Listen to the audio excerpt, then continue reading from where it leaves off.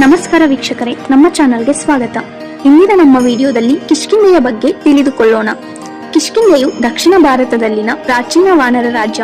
ರಾಮಾಯಣ ಕಾಲದಲ್ಲಿ ವೃಕ್ಷರಾಜ ಎಂಬ ವಾನರ ರಾಜ ಕಿಷ್ಕಿಂಧವನ್ನು ಆಳುತ್ತಿದ್ದನು. ಅವನಿಗೆ ಸಂತಾನವಿರಲಿಲ್ಲ. ಒಂದಾನೊಂದು ಕಾಲದಲ್ಲಿ ಇಂದ್ರನಿಂದ ಅರುಣಿ ದೇವಿಗೆ ಬಾಲಿ ಎಂಬ ಮಗ ಜನಿಸಿದನು ಮತ್ತು ಸೂರ್ಯನಿಂದ ಸುಗ್ರೀವ ಎಂಬ ಮತ್ತೊಬ್ಬ ಮಗ ಜನಿಸಿದನು. ಇಬ್ಬರೂ ಹುಡುಗರನ್ನು ಗೌತಮ ಋಷಿಯ ಆಶ್ರಮದಲ್ಲಿ ಬೆಳೆಸಲಾಯಿತು. ಅವರು ದೊಡ್ಡವರಾದಾಗ ಇಂದ್ರನು ಅವರನ್ನು ವೃಕ್ಷರಾಜನಿಗೆ ಒಪ್ಪಿಸಿದನು ಮತ್ತು ಹೀಗೆ ಬಾಲಿ ಮತ್ತು ಸುಗ್ರೀವ ಕಿಷ್ಕಿಂಧಾಗೆ ಬಂದರು.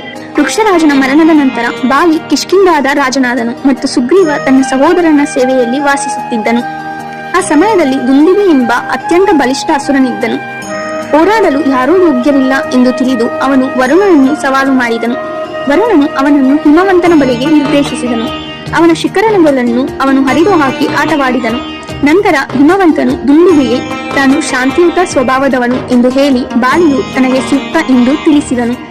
ಅದರಂತೆ ದುಂದುಭಿ ಬಾಲಿಯೊಂದಿಗೆ ಹೋರಾಡಿ ಕೊಲ್ಲಲ್ಪಟ್ಟನು. ಬಾಲಿ ದುಂದುಭಿಯ ಶವವನ್ನು